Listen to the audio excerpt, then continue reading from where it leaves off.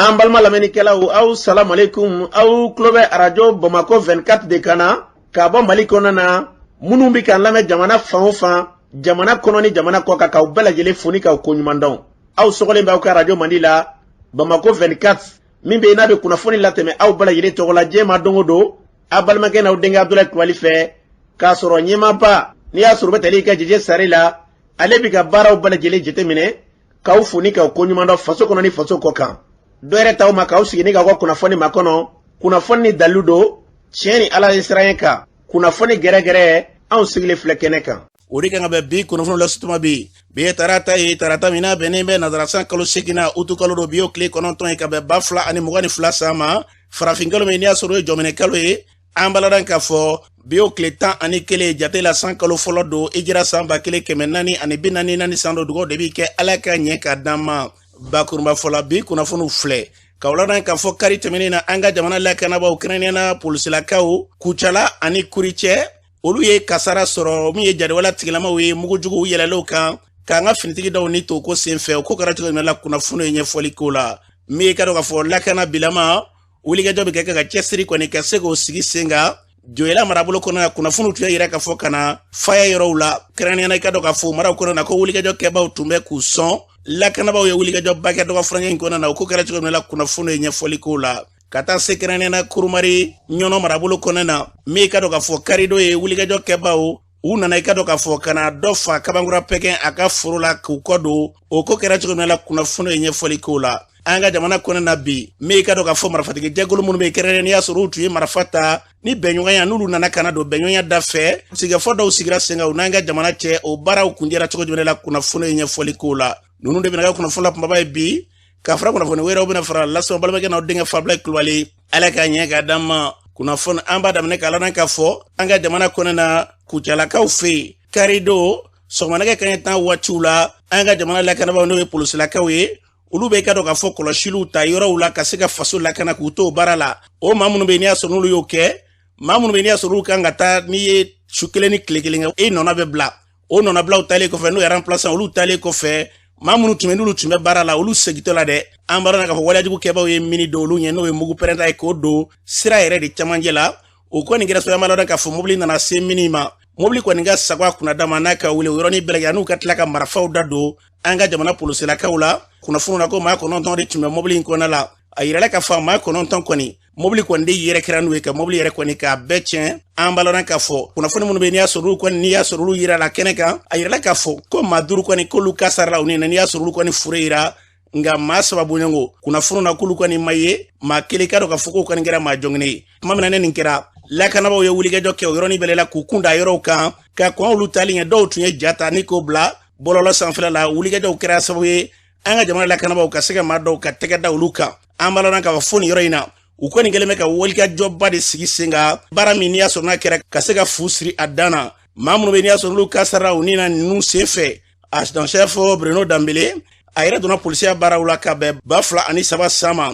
ka taa se min ye sergent chef Sidiki Dawu ale donna polisiya baaraw la 2009 san a ma sabanan sergent Yakuba Jakite ale ka polisiya baaraw an b'a k'a fɔ o kɛra ka bɛn 2015 san ma a ma naaninan sergent Amadu Sise ale donna polisiya la 2015 san a ma duurunan sergent Sumayi Traoré an b'a dɔn k'a fɔ ale yɛrɛ polisiya baaraw k'olu daminɛ 2015 san kɔnɔna na a yirala k'a fɔ ko nin kɛra waati min na min ka dɔn k'a fɔ lakanabaw ye ka taa se Kucala n'a lamini bi bɛɛ lajɛlen kɔni bɛ baara la sango ni ma ninnu tɛgɛ bɛ se ka da u ka cogo min na an bɛ dugawu kɛ k'an ka jamana don waleyajugu kɛbaw olu kalo de bi la n'an bɔra yen an b'a dɔn k'a fɔ Joyila marabolo kɛrɛnkɛrɛnnen ka dɔn k'a fɔ ka na faya yɔrɔw fɛ wulikajɔw tun kɛra dɔgɔfɔli in kɔnɔna na k'a yira k'a fɔ kunnafoni dɔw la ko waleyajugu kɛbaw k'u yira yɔrɔ dɔw la ka taa misiri dɔw yɛrɛ la ka taa i ka dɔn k'a fɔ mikro minɛ k'a fɔ ko diinɛ kɔni k'o de ta bi kɛ o kunnafoniw carilen kɔfɛ an ka lakanabaw ye wulikajɔba kɛ yɔrɔ ninnu na ni ka se ka laroliba kɛ dɔgɔfɔli in kɔnɔ a yirala k'a fɔ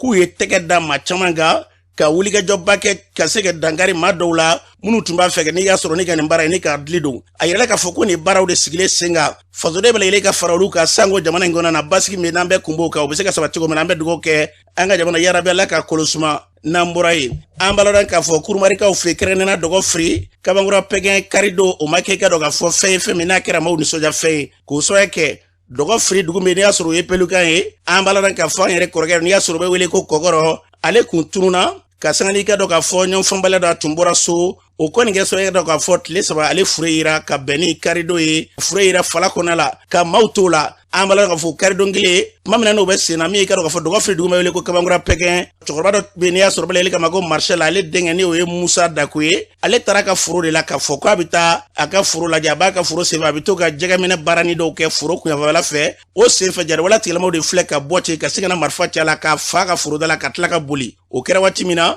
an ka lakanabaaw ni donsolakaw olu kɔni ye wulikajɔ bɛɛ lajɛlen kɛ ka fara ɲɔgɔn kan kɛ ka taa ko sɛgɛsɛgɛ ka se ka ta jabali yɔrɔw la tuguni an b'a la k'a fɔ denmisɛnnin dɔw bɔtɔ la yen n'i y'a sɔrɔ dɔgɔfiriya denmisɛnnin dɔw ye marifa ci ka ɲɛsin olu ma u kun ye pɔnmu wuli ka kɔrɔ ko waati kelen fana to yen u taara i ka dɔ k'a fɔ jabali marabolo kɔnɔ ka taa foro dɔw ka taa malotugulaw sɔrɔ yen k'a fɔ ko n'u bɛ bɔ dɔgɔfiri e ka dɔn o ye gɛlɛya ye nka n'u ti bɔ yen u bɛ se ka tɛmɛ n'u ka baara ye nin bɛɛ lajɛlen de kɛra yaasa ka nin bɛɛ lajɛlen pratique an ma Mamadu Sumuni b'an bolo nin waati na ka bɔ dɔgɔfiri ale b'a ɲɛfɔ an ye e ye jɔn ye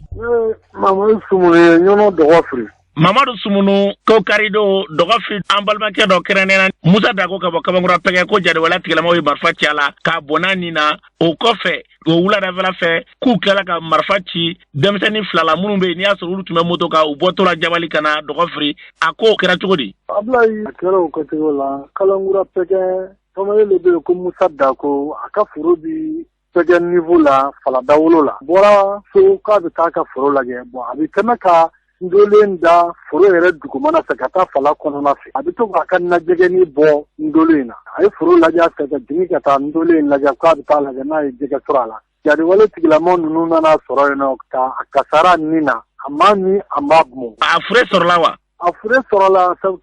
ko in kɛra donsolakaw kɔni wulila k'u jɔ kosɛbɛ kosɛbɛ u ye wele bila fanga tigilamɔgɔw ma n'o y'an ka sɔrɔsilakaw ye sɔrɔsikalaw fana ko donsow ma ko maa kana maga fure in na fɔlɔ u k'a to u ka jateminɛ k'a kan n'a sɔrɔla u tɛ ka mugu pɛrɛnta don a la olu kɔni nana ka yɔrɔ minɛ u ye sira di donsolakaw ma ko k'a ta ka bɔ n'a ye donsolakaw de taara ta ka bɔ ji la ka na n'a ye gere sanfɛla la o kɛlen ko sa sɔrɔsiw fana y'a paro da la k'a lajɛ u y'a sɔrɔ tiɲɛ yɛrɛ la a bɔnɛnen don a nin na o ye sira di a somɔgɔw ma k'u ka janaja kɛ o dimanche wulada fɛ a janaja kɛra o kɔfɛ an ye kunnafoni wɛrɛ sɔrɔ tuguni ko o dimanche kelen o wulada waatiw la ka maaw to kɔnɔna na ko dɔgɔfiri ka denmisɛnnin 2 olu bɛ bɔ jabali fanfɛla la u natura dɔgɔfiri ko jadiwala tigilamɔgɔw tilala k'u to fana fɛ ka marifa ci olu la o ko kɛra cogo di Ablaye o fana kɛra dimanche don wulada fɛ ka se 19h ninnu kɔnɔna ma denmisɛn 2 don u bɛ bɔ suruguturu kuntaw ka ci la jabali sera diviseur yɔrɔ la u kun ye pɔn min ci diviseur yɔrɔ la u labana k'u to fala kɔfɛ bolo fɛ ka denmisɛnnin 2 in tire kisɛ la ala kɔni y'a kɛ kisɛ kɔni ye moto ɲɛfɛ sen minɛ ka zandi sɔgɔ ka taa poyi moto kankɔrɔla fɛ ala kɔni y'a kɛ fɛn mun yɛrɛ kɔni sɔrɔ na moto balansela n'u ye u ɲɛna k'u bɛna bi u ma bin mun kɛ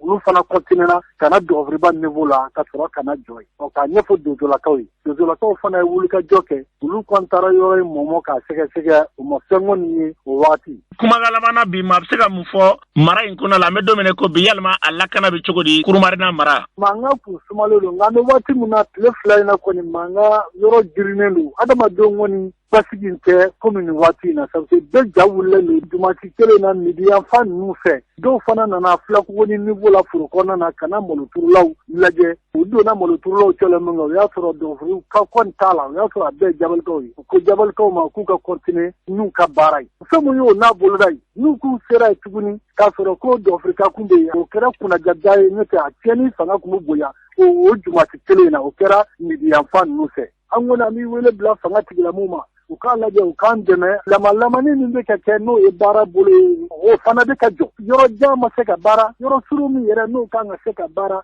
o yɛrɛ bɛ ɲini ka jɔ faamaw b'a la dɛ an ka foli b'u ye an ka foli bɛ e Abdulaye yɛrɛ ye ala k'i mɛn an kɔrɔ an b'a lɔn k'a fɔ ni tun ye Mamadu Sumunu ni tun y'ale ka yan fɔra cogo min na an bɛ dugawu kɛ jamana in yarabi ala ka kolo suma ka an ka jamana ni ka bila basigi ani lafiyaw minɛ kɔnɔ n'an bɔra ye wulikajɔba dɔ kɛra Palais de la Culture Amadou Hampâté Bala min bɛ n'i y'a sɔrɔ kɛra juma don yɛrɛ wolo olu ka se ka fara maa caman kan ka yɛrɛ k'a fɔ mɔgɔ bɛ fɛn min na bi MINUSMA k'a ka taa ka bɔ an ka jamana kan o kɛnɛ kan min y'i ka dɔn k'a fɔ Imam Ibrahim Sanogo ale y'i ka dɔn k'a fɔ kuma min fɔ a senfɛ o filɛ akilin abe famu kadaka ni manana kibina ma deme ka di be me ka do ma deme ba abeti deme ba yere ni deme min jenga yelala deme min ba fera ke tore mama abe fuma ko bunye diguni quoi ni bunye bina ke digunye ma ka abe fuka bunye ka dabla unana ko bina an bunye ko bina an deme ka di dien be bunye ka di be me bunye diguni ma to fe de deme min bina ke mama tore ma shi to fe o de la anana ye bunye ya kala digunye deme abala ka ke tore parce que deme dabola fon fe kamanta la ka shi o lango ko deme aka joti abe famu fana ka daka unana ye san hakya mike dien ko dona be ya ye ka fo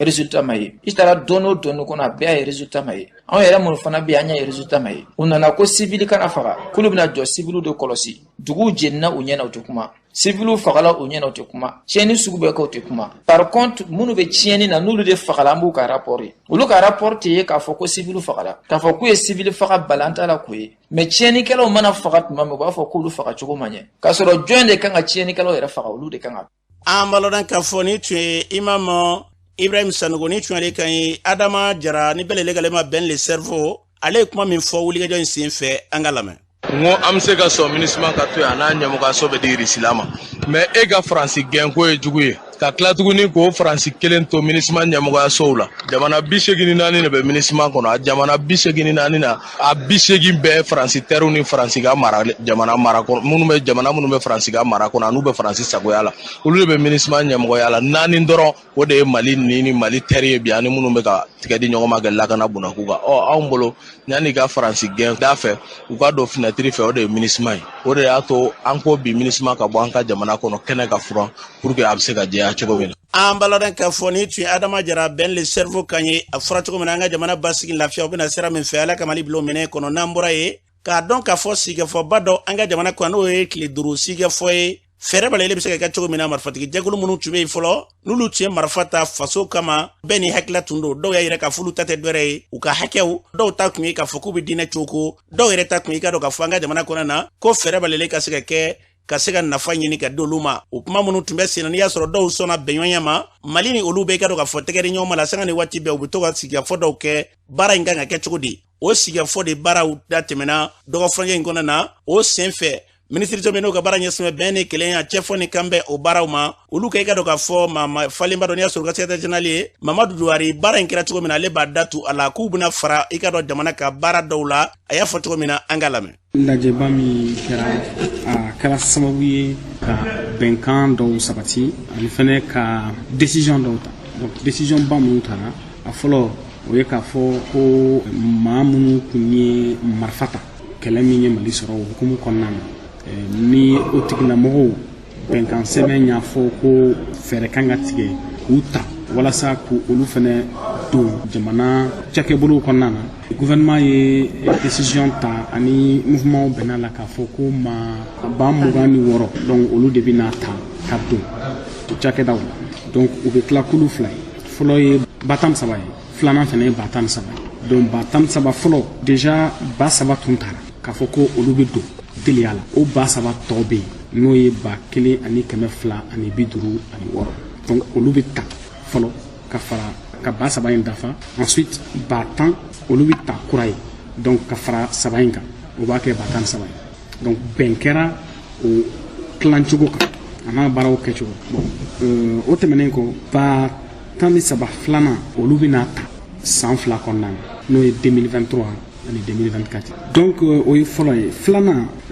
kulu minnu olu kun ye maramafɛn ta dɔw y'a ta jamana kɔnɔya la dɔw y'a ta jamana kanu na ni olu kan ka ta ba la ni baara in kɔnɔna na a kulu ninnu kɔnɔna na ɲɛmɔgɔba dɔw bɛ yen minnu bɛ finitigiya la ani minnu tɛ finitigiya la donc olu kan ka ta ba la kumaɲɔgɔnya kɔnɔ kɛrɛnkɛrɛnnenya la bɛɛ ni lahala donc pour que ka se ka o ko ɲɛnabɔ ko kulu kɛrɛnkɛrɛnnen bɛ sigi min b'i ɲɛsin o baara ma walasa kumaɲɔgɔnyaw ani fɛɛrɛ minnu kan ka tigɛ ka olu taliko ɲɛnabɔ o kulu ka se ka jɔ ni o baara ye o ye commission ad hoc ye min bɛ bila sen kan ka se ka nin baara kɛ bon a fɔra fɛnɛ ko o kulu in bɛ bila sen kan kumaɲɔgɔnya ni bɛn hakilina kan n'an bɔr'o la jamana yɛrɛ kɔnɔna na yɛlɛmabolo dɔw bɛ yen nɔ n'a fɔra ko k'olu kɛ n'an bɛ se ka wele ko réforme politique institutionnelle jamana mara taabolo kan o yɛlɛma ninnu a dɔw bɛ yen minnu bɛ se ka kɛ ka sɔrɔ sariya sunba ma falen donc laseli kɛra gouvernement fɛ mouvement tɔw ye o yɛlɛma ninnu kan donc bɛn kɛra kan k'a fɔ ko gouvernement bɛna fɛɛrɛ tigɛ walasa ka o yɛlɛma ninnu labaarali teliya. an balona k'a fɔ ni tun ye Mamadu Jowari o kɔfɛ sema kɛrɛnkɛrɛnnenya n'i y'a sɔrɔ ye kulu ninnu marifatigijɛkulu ninnu ka fara ɲɔgɔn kulu o musolakaw ka ɲɛma dɔ n'i y'a sɔrɔ bɛ tali kɛ Madame Maïga Adar Maïga ale yɛrɛ ye nisɔn yira ko in sen fɛ an ka lamɛn. n b'a fɔ alhamdulilahi rabbil alamin n y'a barika da ala ni kira ye ka barika da an ka autoritew ye an sera ka bɛn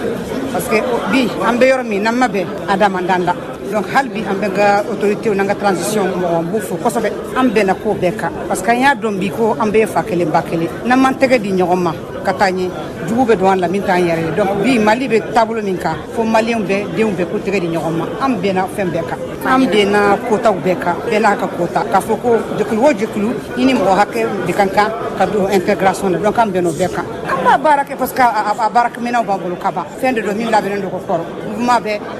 ka mɔgɔw b'a bolo donc ko bɛɛ bannen don ka ban. a dalen don a la ko a bɛnna min ma k'a bɛna lawaleya ka ɲɛ wa. walahi a bɛ lawaleya ka ɲɛ parce que bi an ka ɲɛmɔgɔw bɛɛ b'a dɔn k'u bɛ jamana in fɛ jamana in kanu b'u dusukun la u b'a fɔ fɛn fɛn min bɛ jamana la taa ɲɛ o de bɛ b'u dusukun la ne bɛ wele kan min lase mouvement tɔw kan u ka sabali hali bi an ka to ɲɔgɔn kɔ mɔgɔ si tɛ n'a Mali jɔ an ka place la n'an ma kɛ kelen ye ka don da kelen fɛ ka bɔ da kelen fɛ mɔgɔ si tɛ Mali jɔ an place la f'an k'an tɛgɛ di ɲɔgɔn ma bi Mali sera yɔrɔ min maliyɛn o den o den n'i y'a maliyɛn den ye i ka kan k'i tɛgɛ di ɲɔgɔn ma an ka Mali bɔ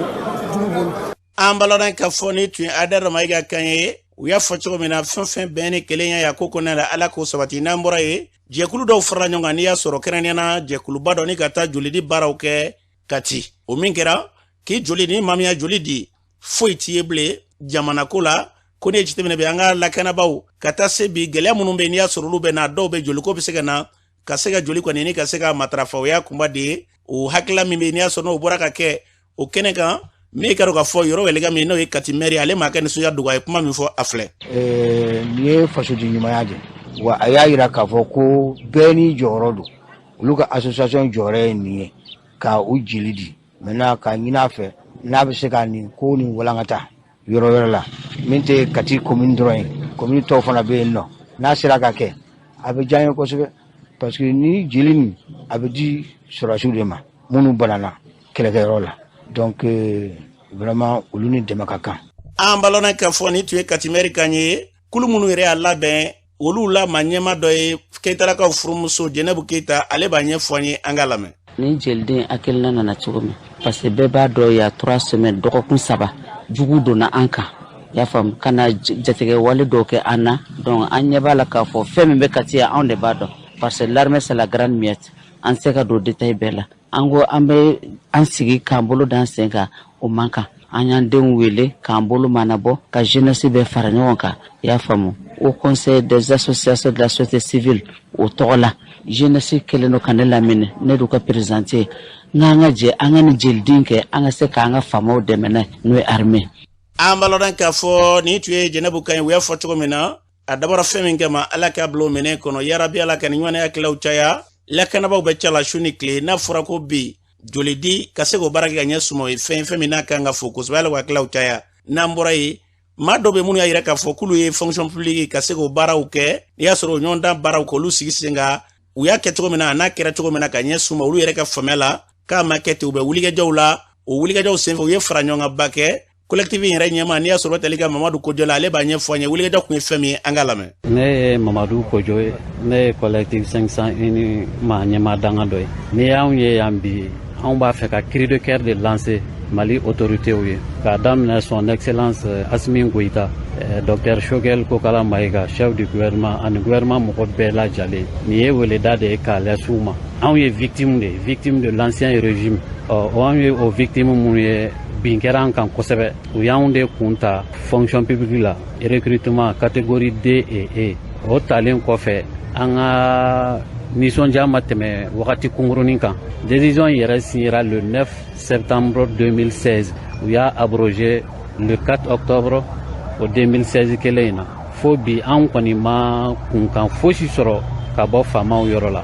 d'autant plus que u ko administration in continuité de n'a ma ɲa ko bin kɔni kɛra an kan an b'a fɛ an ka hakɛ ka segin an ma parce que an y'a yira diɲɛ bɛɛ la an ye boliboli caman kɛ fan bɛɛ fɛ parce que an tɛ mankan fɛ an tɛ wɔyɔ fɛ mɔgɔw bɛ se ka témoigner anw bɛ bourse du travail la nin y'a san 6 de dossier in kɔni dalen don an ka numéro matricule b'an bolo magamako la bɛɛ affectera ka taa i ka service concerné na o baaraw bɛɛ kɛlen don donc u kɔni an ka hakɛ bɔsana an t'a dɔn a bɔsira kun min na u k'an wele le plus vite possible an ka taa an ka baara kan an b'o de ɲini Mali autoritéw fɛ. An b'a lɔn k'a fɔ Mamadu Kojo a fɔra cogo min na mɛ ni sugu nɔfɛ k'o tɛ min ye yarabi Ala ka ko bila bɛnɲɔgɔnya lafiya o minɛ kɔnɔ n'an bɔra ye an b'a lɔn k'a fɔ bi min ka dɔn k'a fɔ faraɲɔgɔn kulu musolakaw ka bolo kan fɛɛrɛw ka tigɛ hakɛ jumɛn bɛ yen bi kulu minnu bɛ yen n'i y'a sɔrɔ bi musolakaw u jɔyɔrɔ yɛrɛ mun ye furancɛla fanga yɛrɛ o baara hukumu kɔnɔna na o ye kɛra i ka dɔn ka faraɲɔgɔnba dɔ ye n'i y'a sɔrɔ i ka dɔn ka kulu ɲɛmaa ye Dunbiyalakaw furumuso Mama Koyite wulikajɔ in kun ye fɛn jumɛn de ale b'a ɲɛfɔ an ye an ka lamɛn. A laɲini ye min ye aw yɛrɛ b'a dɔn Mali bɛ transition de kɔnɔ o transition kɔnɔna a la wulila ko yɛlɛma dɔw de kɛ pour que ka taabolow yɛlɛma o hukumu kɔnɔna na anw ye consortium créé n'o ye organisation 5 ye mais o kɔfɛ Mali muso bɛɛ de ko don parce que an ka baara bɛ se bɛɛ de ma région bɛɛ commune bɛɛ ani cercle bɛɛ donc an ka baara bɛ se bɛɛ ma a kɛkun ye musow ka hakɛ ani musow ka laɲini jamana ko la jamana baara kɔnɔ an ye consortium sigi o de kama sisan aw yɛrɛ y'a ye lajɛw bɛ ka kɛ kunnafoniw bɛ ka di assise nationale kɛra ka mɔgɔw ɲininka aw b'a fɛ Mali ka kɛ cogo di anw da donn'o kuma la maintenant pour que k'a sinsin k'a kɔma segin fana Mali musow bɛɛ ye an ye ni atelier ni organiser k'a lajɛ an hami ye mun ye jamana baara la a sen bɛɛ kan comme a axe bɛɛ kan axe stratégique bɛɛ kan donc an b'a fɛ ka kɛ cogo di pour que an kumakan ka dɔn an ka walew ka ye a kɛ kun tɛ k'a fɔ ko an bɛ taa a bɛɛ kɛ musow kun kan hukumu mais cɛ ni musow bɛ se ka jɛ ka baara kɛ cogo di Mali denw bɛɛ bɛ se ka jɛ ka baara kɛ cogo di ka Mali bɔ a cogo la ka taa bila sira ɲuman kan fɛn b'a to kɛlɛ tɛ yen bilen ɲɔgɔn sɔsɔ tɛ yen hali ni discussion bɛ yen a ka kɛ discussion jɛlen bɛɛ hami ka y'a kɔnɔ Mali den si kana bila kɛrɛfɛ tugun donc bɛɛ k'i niyɔrɔ ye Mali baara la ani Mali ka hɛrɛ kɔnɔna na donc an bɛ fɛn min ɲini o ye hɛrɛ de ye jamana kɔnɔ parce que i b'a fɛ ka fɛn o fɛn kɛ ni hɛrɛ tɛ jamana kɔnɔ a tɛ se ka ɲɛnabɔ donc a kɛ kun ye bi an k'a lajɛ hɛrɛ bɛ se ka don jamana kɔnɔ a bɛ fɔ ma ko paix durable fana hɛrɛ k'a fɔ ko ka kuma bila bi sini ka ko dɔ daminɛ o tɛ dɛ an b'a fɛ fɛn min kɛra ɲɔgɔn kana kɛ jamana in kɔnɔ tugun wa foyi t'o kɛ ni fɔ ka bɛn ni sigi ka fɔ tɛ an b'o sigi ka fɔ de la bi ka musow hami yira jamana ko la jamana bɛnni na ani jamana baara la jamana tɔw bɛ cogo min na an b'a fɛ Mali ka yɛlɛ ka k'o cogo ye an b'a fɛ Mali ka kɛ Mali denw bɛɛ ta ye. An b'a lɔn k'a fɔ ni tun ye Mama Kaɲe a fɔra cogo min na ɲinifɛn Ala k'a don sɔrɔli da fɛ jamana in ka se ka kɔlɔsima n'an bɔra ye hiji ko kunkankɔrɔfɔw la ɲinɛ hiji kɔnɔna na a yirala k'a fɔ ko baaraw kɛra kɛcogo min na ko a kɛra kɛcogo ɲuman na kosɛbɛ hali n'i y'a sɔrɔ jama ta ma kɔrɔlenw bɔ nka ko ɲinɛta ye ko a labɛn ɲumanɛ yɛrɛ k'i k'a dɔn ko o ma deli ka kɛ fɔlɔ o sen fɛ f'u ye jɔnjɔn di an ka jamana ka cɛbɔ min bɛ yen n'i y'a sɔrɔ n'o ye deleke ye kɛrɛnkɛrɛnnenya hiji kunkankɔrɔfɔw kama makan jamana kɔnɔna na n'a ma ɲɛ k'a fɔ segiliw baaraw kɛlen kɔfɛ an ka minisiri min n'o ka baara ɲɛsin bɛ diinɛ ko ni batoko ma mɛsɔnyaji la ale y'i ka dɔn ka fɔ faraɲɔgɔnba kɛ ye ka foli bilana ta ni ka ɲɛsin maaw ma baara min kɛra k'a kɛ nisɔndiya ye kosɛbɛ minisiri Mamadu Kone kuma min fɔ a sen fɛ o filɛ. ɲɔgɔn ye kun ye min ye o ye ka bonyamasegin le kɛ Mali délégué mun taara hejido bɛrɛsira ɲina 2022 kɔnɔna na ka bonyamasegin ko o ye jamana ɲɛmɔgɔyasoba tɔgɔra ani maisonnaire haji directeur ye ale min ye délégué général ye manga ɲina o ye baara min kɛ ɲina a ka bon fɔli ma baara in hejidenw ye a seereya jamanaden fɛn fɛn bɛ yen n'o dela ka heji kɛ siɲɛ kelen siɲɛ fila o bɛɛ y'a seereya k'a fɔ ɲina heji organisation ɲɔgɔn ma deli ka kɛ Mali dugukolo kan fɔlɔ nin ye ala tanuni kɔfɛ ani an ka délégué général ani délégué fɛn fɛn bɛ yen n'o ye accompagné o ka baara sababu ye en même temps jamana ɲɛmɔgɔyasoba n'o ye Asimi Goyita ni premier ministre Choguel Mayiga o ye dɛmɛ mun don anw ye walasa an ka se ka a dɛmɛ tɛmɛ heji sira fɛ nin na a bɛ anw nisɔndiya a bɛ anw content sabu ni Mali ye hejidenw ka baara kɛcogo ɲɛna a bɛ tɔgɔ duman di Mali ma a y'a ye k'a fɔ jɔnjɔn min bɛ yen ni Saudiya yɛrɛ ye a di an ka délégué général ma ka d'a kan a ka baara kɛcogo ɲɛna o bɛ anw maliyɛnw nisɔndiya a b'a fɔ jamana ɲɛmɔgɔw ɲɛna alhamdulilayi a y'a dab'a kama ka wari don fɛn min na ɲina n'o ye heji ye a kɛcogo ɲɛna an bɛ aw fo k'a barika la. An b'a lɔn k'a fɔ ni tun ye minisiri Mamadu Kone Kaɲe a fɔra cogo min na yarabi Ala k'a bila sababa minɛ kɔnɔ ka nin ɲɔgɔnna caman ni k'o latigɛ n'an bɔra ye kunnafonidila dɔw farala ɲɔgɔn kan kɛrɛnkɛrɛnnenya UNESCO ka wulikajɔ dɔw ka se ka kalan dɔw di o kalan min n'i y'a sɔrɔ n'o dira o baaraw kɔni ka se k'u kalan baara yɛrɛ kɛcogo ɲuman na o baaraw kɔni bɔra ka kuncɛ o kɛnɛ kan mi ka do fo mamunu be ni asuru yere kalan suru doy Amadou Jara ale ba kan suya yira an alame ya me mɔgɔw ka se ka faamuyali sɔrɔ fɛn caman na faut que dɔ de ka sɔrɔ min b'a ɲɛfu ye donc o hukumu kɔnɔna na o ye kunnafonidilaw de wele walasa cogo min na olu ka bila o ni tɔw ni ɲɔgɔn cɛ la walasa ka se ka kunnafoniya fɔ olu ye ka ɲɛ donc na y'a mɛn an yɛrɛ bɛ kunnafoniya di mɔgɔ ma faut que an yɛrɛ k'a faamuya donc o y'an la faamuya mi waati yɛlɛma taabolo bɛ cogo min na ani min kan ka se ka kɛ fɔ jamanadenw ye walasa cogo min na u ka se k'o waleya ninnu k'o matarafa k'u ka baara kɛ n'o ye. An balonen ka fɔ ni tun ye Amadou Jara o kɔfɛ kulu yɛrɛ min bɛ n'i y'a sɔrɔ olu kɛra so ni ka se ka nin baara in sigi sen kan o kulu ɲɛma dɔ Umu Diko ye olu minnu bɛ n'i y'a sɔrɔ y'a sigi sen kan ale b'a ka nisɔndiya yira sen fɛ an ka lamɛn. An ye projet caman de sɔrɔ an ye financement sɔrɔ Fond Climat Mali la o ye projet ninnu financer a baaraw daminɛna depuis 2021 an y'a ye k'a fɔ o projet ninnu ye ka sigidala mɔgɔw de lafiya k'u dɛmɛ ka waati kɔlɔlɔ kunbɛn o kunbɛli kɔnɔna kalanw b'a la donc an y'a ye k'a fɔ ko ni o baara ninnu bɛ kɛ ani changement climatique kalan yɛrɛ kɔnɔna na a bɛ fɔ ko ka bonne pratique appliquer pour que sigidala mɔgɔw bɛ se ka lafiya waati kɔlɔlɔ kɛlɛli kama ayiwa n'o dun kɛra f'an ka journalistes former waati kɔlɔlɔ yɛlɛma o bonne pratique ninnu sigidala mɔgɔw kelen bɛ ka min yɛrɛ labɛn pour que ka waati kɔlɔlɔ kɛlɛli kunbɛn ni u yɛrɛ ka sigida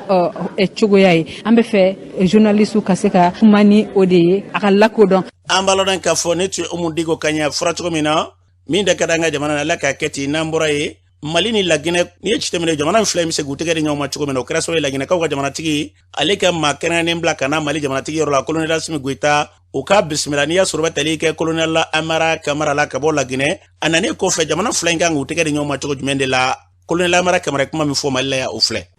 An nana kunu baara dɔw la baara ninnu tun ye ka jamana fila ninnu ɲɛmɔgɔw ani minisiriw dalajɛ ka baaraw kɛ min bɛ se ka taa jamana kɔnɔdenw ka intérêt la k'a lajɛ foyi min bɛ se ka ɲɛ ani min bɛ se ka kɛ ɲɔgɔn fɛ jamana fila ni ɲɔgɔn cɛ pour que transition mun daminɛna ani jamanadenw ka hɛrɛ sɔrɔ bɛ mun na ka hakili ɲuman di ɲɔgɔn ma ani k'a tacogo fana jateminɛ cogo min na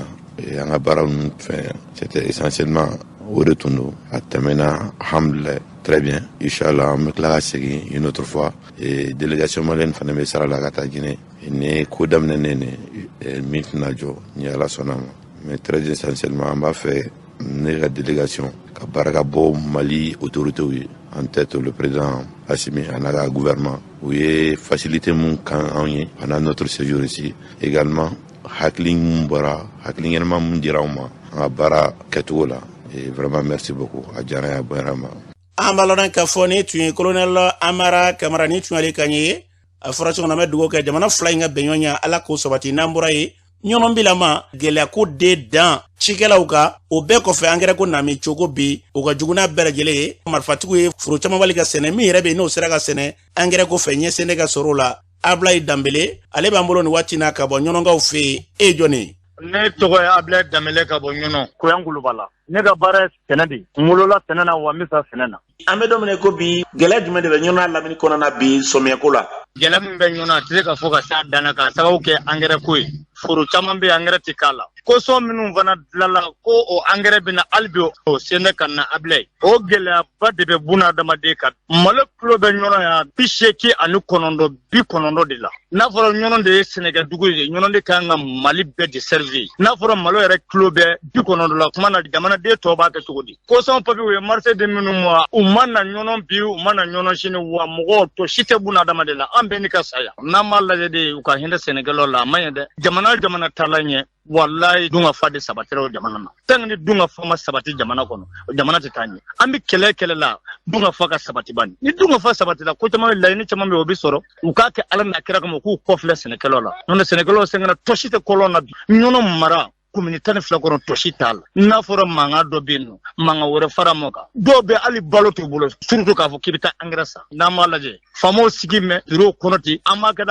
o tɛ jamana don u k'a lajɛ k'u kɔfilɛ sɛnɛkɛlaw la. Ala n'a kira kama u k'u kɔfilɛ sɛnɛkɛlaw la. Jamana tun ye caution min di kɔsa in na o baaraw tɛ ka kɛ wa. Maa kelen dɔrɔn de b'a kɛ ɲɔnɔ o fanga ka dɔgɔ o ye kawden de ye. Tɔ 5 an d'olu dɔw ma na fɔlɔ wa malo turulen ni malo serilen bɛ kalo 2 ani dɔɔnin de bɔ. foyi ma k'u la sugu prix angɛrɛ 8,000 7,000 ni 700 7,000 kɔsɔn min bɛ yen n'o 2 ye 2,000 ni 500 o sen tɛ ka sɔrɔ fiyewu kawte kelen dɔrɔn de bɛ ka don o kelen ni tɛ se ka jamana in jɔ o kelen tɛ se n'i ye jama ye bi i bɛ masaya dala ma tɔ si nan dɛ an b'a kɛ cogo di mana an bɛna an ko yɔrɔ jumɛn ka taa an ja yɔrɔ jumɛn Ablaye Kulubali o ko maa 6 mɛ maa kelen an ɲɛ b'o dɔrɔn de la Eli Jara komi o ye ɲɔnɔma ye an b'o dɔn o de bɛ k'a minɛ ɲɔnɔ an b'a maa si ye fɔlɔ ɲɔnɔ communauté nin fɛ i b'a bɛɛ ɲininka ne ka kuma laban ye min ye dɔrɔn faamaw k'u jɔ jɔyɔrɔ la u ka sabali k'u kɔfilɛ sɛnɛkɛlaw la walahi ni angɛrɛ bɛɛ nana a ɲɛmɔ ngalela Ala la ɲɔnɔ bi Mali bɔ dingɛ kɔnɔ k'a sabu kɛ sɛnɛ ye an bɛ dugawu kɛ yarabi Ala ka se kɛ ɲɔgɔn ye a fɔra cogo min na jamana ka wulikajɔ k'a ka hakɛ kɛ cikɛlaw ye n'o kɛra ka cikɛlaw ka kɛ d'u ma ɲinifɛn bɛ kɛ sɔrɔ fɛn nka kule de kɛmɛ nin nɔfɛ kabini sanga jan ɲɛtigɛ sɔrɔ wa kɛmɛ waati o waati seginko de dan ka ɲɛsin cikɛlaw ma fɛɛrɛ fɛn fɛn bɛ n'o kan ka tigɛ bi k'a fɔ jamana ɲɛmaaw ka wulikajɔw kɛ cikɛlaw u bɛ se ka dɛmɛ ɲɔgɔn sɔrɔ cogo min na sango sɛnɛ ka se k'a kɛ o ye fɛn ye fɛn min n'a bɛ jamana gɛlɛya ni ka fura sɔrɔ a la n'a fura bɛ ɲɔnɔ faama minnu bɛ kɛrɛnkɛrɛnya n'olu yɛrɛ y'i ka don ka fɔ ɲɔnɔnkaw ye i tɛ nin si ye nin kɛlɛ la i tɛ nin si ye nin man kan na fo ka wulikajɔ kɛ waatiw sera ka ban politiko ka t'o lajɛrew kɛ sanga ni waati bɛɛ politiko lajɛrew tɛ k'a sɔrɔ sigida kɔnɔ gɛlɛya bɛ ni kana maaw fa lakanabaliyaw n'angɛrɛ kow la foyi tɛ fosi la nin ye dabalibanko de an bɛ dugawu kɛ an ka jamana yarabi Ala k'a basigi fɛn fɛn cikɛlaw ye ka se k'u bila lafiya minɛn kɔnɔ n'an bɔra yen an bɛ taa jamana kɔkan na Sira Siribe mun b'e bolo bi karamɔgɔ Ase n'i ka yamaruya ye an bɛ taga Centrafrique Bingali Wale ale taara ni ka Centrafrique baniyan fanfɛla finitigilaka 2 ni k'olu sɛgɛrɛ Sindokaw fɛ yen nɔ finitigilaka 1 ale bɔnɛla a ni na banbagaciw fɛ samedi nɛgɛ kanɲɛ 17 Batanga dugu kɔnɔna na o Bingali Wale 1 taara tuguni ka ɲɛsin finitigilaka 1 ma tuguni n'an bɔra an bɛ taga Burkina Faso kunnafoni min tun y'a yira k'a fɔ ko Burkina camancɛ fanga tigilamaw ko olu ni banbagaciw ye sɛbɛnfura signé u ni ɲɔgɔn cɛ Burkina gouvernement ka cilasila ale bɔra ni ka o kuma ye ni k'o nkalontigiya k'a fɔ ko gouvernement ma sɛbɛnfura si signé ani banbagaciw olu ɲɔgɔn cɛ n'an bɔra an bɛ taga RDC Congo Iturikaw fɛ yen nɔ olu bɔra ni ka dusumakasaya yira k'a ɲini gouvernement fɛ Bingali Wale min bɛ ka taa ni ka olu maaw sɛgɛrɛ yaasa u bɛ se ka fu siri o dan na togoya min na n'an bɔra an bɛ taga Amérique Bingali Wale min talen bɛ ni k'a ɲɛsin farafinna dugu ma américain olu ye $127 million ni k'o ta k'a di farafinna dugu ma u ka se k'u yɛrɛ dɛmɛ n'a ye kɛrɛnkɛrɛnnenya maa minnu n'olu bolila kɛlɛ ɲɛ karamɔgɔ Ase ɲɛ min sɔrɔ ko kana kibaruya la ni tuyo ye an bɛ dugawu kɛ yarabi la fɛn min ka dɔn k'a fɔ basigi lafiya ye ɲɛta Ala k'o sabati an ka jamana ka taa se jamana wɛrɛw ma basigi lafiya bɛ yen an mago bɔ min na Ala k'o sabati an ka jamana ka kɔlɔsuma